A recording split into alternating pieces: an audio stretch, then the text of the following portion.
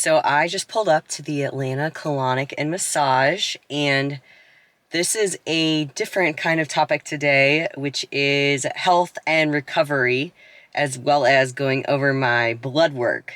Number 56, Caroline DeMesquita.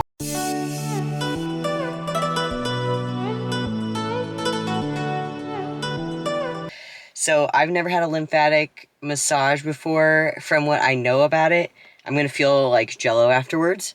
But essentially what it does is helps get... Our lymphatic system is meant to help move the junk out of our body.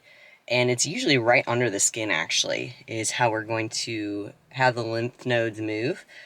But sometimes they get clogged up. So you can do things like dry brushing, which I've talked about. Jumping up and down helps, but also getting a trained professional to do a lymphatic massage can do wonders for you. So I'm going to see if I can record a little bit of this and talk a little bit more about where my health markers are at right now and what the next steps look like.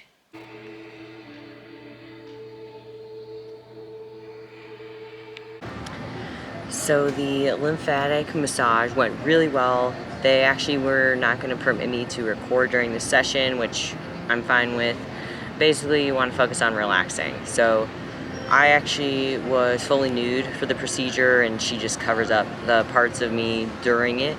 But when you're going through lymphatic massage, you're focusing on the different areas where lymph nodes are primarily found. So you're usually starting with the neck into the chest to open that up, armpits, near the breast tissue, then along the groin area, the legs, the feet, and the stomach was actually the most painful part of it for me. I actually hold a lot of stress in my stomach, and so she had me perform belly breaths, so doing a 4 count breathing in and pushing the stomach out, and then a 4 count breathing the air out and bringing the stomach in while she would actually palpate my stomach.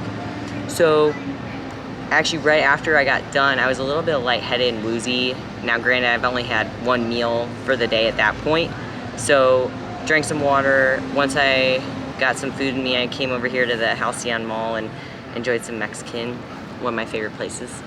And within about a half hour of just drinking more water, I got a bowel movement, and it was incredible. Like, felt 10 pounds lighter, even though it wasn't.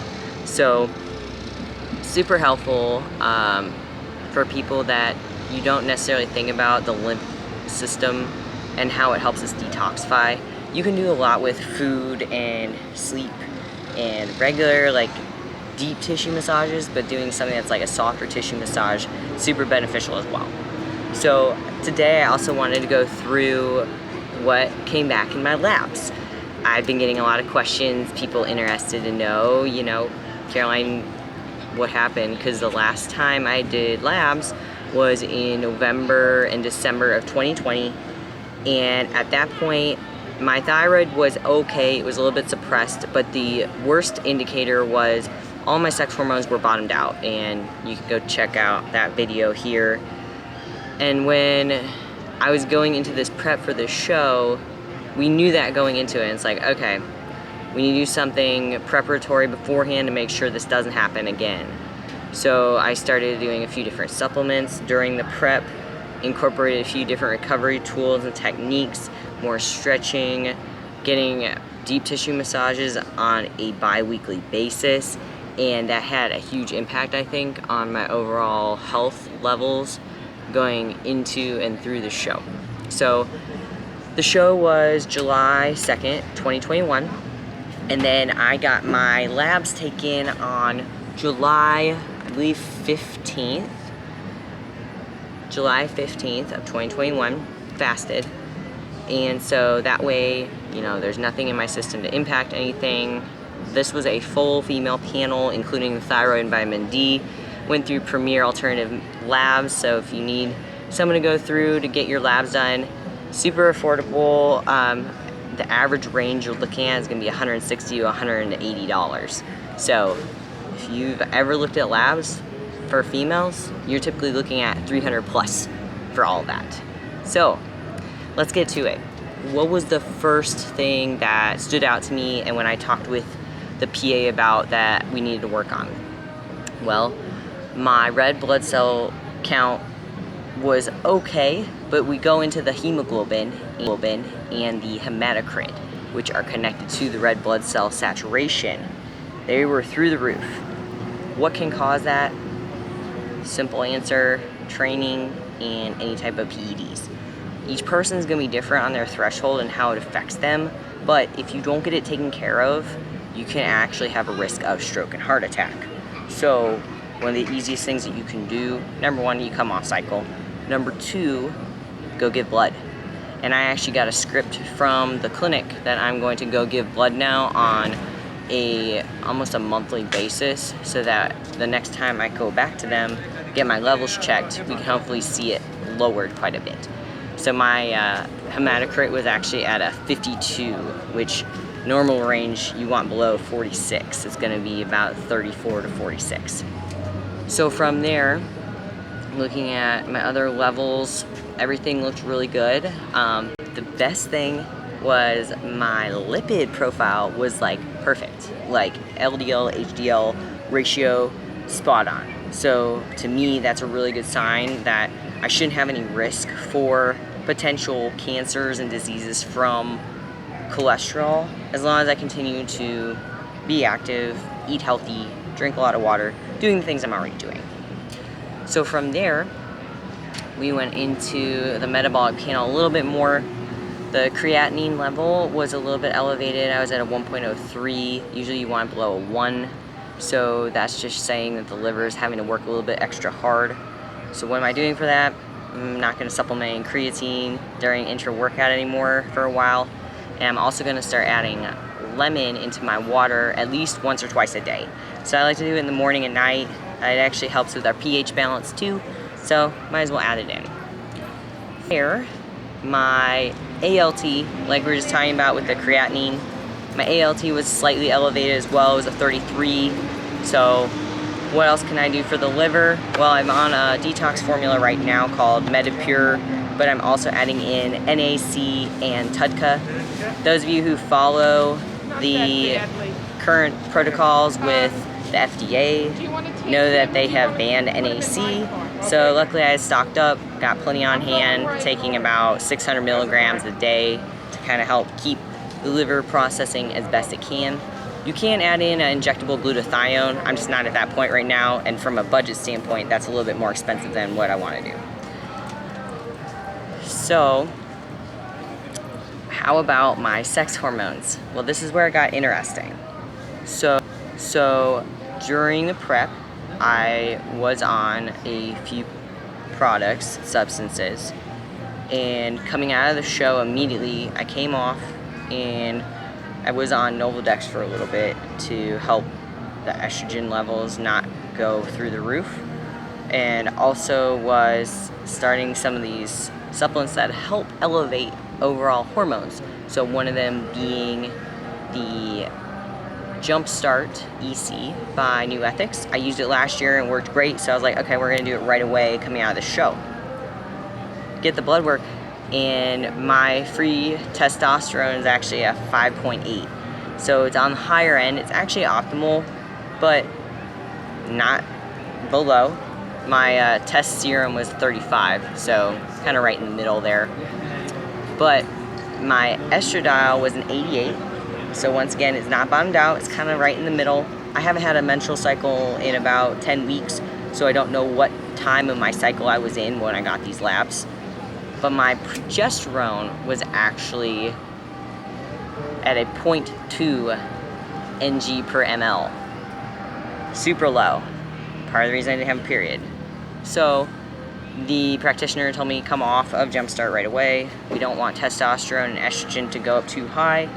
So we're going to just continue. I was doing Chastase Berry, and I've actually increased my dosage of Chastase. So I'm doing that. I'm also adding in a few herbal supplements to help balance out my estrogen. One of those being ashwagandha, calcium deglutarate, DIM. So those are going to help with my mood support and estrogen as well. My vitamin D was excellent. I had 76. You want to be, it's usually 30 to 100, so I was on the higher range of that. And my IGF-1 was 273. So being on any type of growth promoting product. I was on growth hormone. You usually take it year round, and it's working. So I'm not gonna come off of it. Doing 2 IUs a day, usually 5 days a week, 6 days a week, and that was really good. Here was the one that was probably the biggest shock to me, was my thyroid. Now, I was on T3 for the last 6 weeks of prep, and I knew that this prep was extremely difficult, and my body was fighting against me the whole time. This is part of why. This is part of the reason, probably one of the biggest reasons that my body didn't respond as well, because we had to supplement in a thyroid instead of letting it do its own work. So my TSH, 5.94. TSH is what's signaling from the pituitary gland to produce our thyroid hormones. So then we compare it to our free T3. My free T3 was 2.1, so that's on the lower end. Usually you want it to be closer to 2.5 or 3.0. And my T4, free T4 was 0.97. So once again, that's also on the lower end. So based on my labs, on paper, I am hypothyroidism. So what am I doing to correct that? Well, the biggest thing is stress and increasing food. So I still have been training 4 to 5 days a week, cardio 5 to 6 days a week, but I have decreased the amount as well as the intensity of it, and increased my carbohydrates. And to be honest, my coach already knows this, John knows. I haven't been following my plan 100%. I've eaten a little bit more most days, and just going with how I feel too, eating foods that I have been enjoying and craving, and it's working. I'm still the same weight that I was the week coming out of the show. I've stored a little bit of body fat, but not a lot. Like, I feel good, I feel athletic in the gym, my strength is coming back and returning. So I'm really trying to focus on sleep. Improving my sleep has been huge. I've been using several different types of sleep aids, different ways to improve that, and that has been overall the biggest thing. So that's kind of how my blood work's read out, and honestly, I wasn't upset with it. This is probably one of the best blood works I could have had for myself coming out of the show, knowing my health history, knowing what I've experienced in the past from competition prep, and now it's just healing. And I've always had menstrual cycle issues, so now I know, okay, I'm gonna seed cycle, I'm gonna add chastase berry, I'm gonna add in a few different things that I work with my clients on too. So this has been like the biggest learning experience for me, because now I'm gonna be a better coach for my clients because of what I learned in my prep. So all in all, you know, taking it one step at a time. Stress has not been less. It's just a different kind of stress, from work to the relationship to balancing schedules and travel, but it's good things. So I'm blessed that I'm able to do what I do, learn and evolve. And another exciting piece I want to share is I'm now coaching independently. I am an associate coach with Jeffrey Sue of First Call Out Fitness. So I'm getting mentorship under him for my clients and learning fast, and it's been amazing. So I'm working on that, and I'm also finalizing my Feminine Health Enhanced presentation that I'll be doing here in August. So if you haven't signed up to get information on that as it unfolds, go ahead and comment below or send me your email address. I can add you to that. But all in all, just doing the best I can to live my best life and take it one step at a time, moment by moment, and embrace the journey. So I appreciate y'all for being a part of that, and I'm gonna continue to share it one step of the way every day.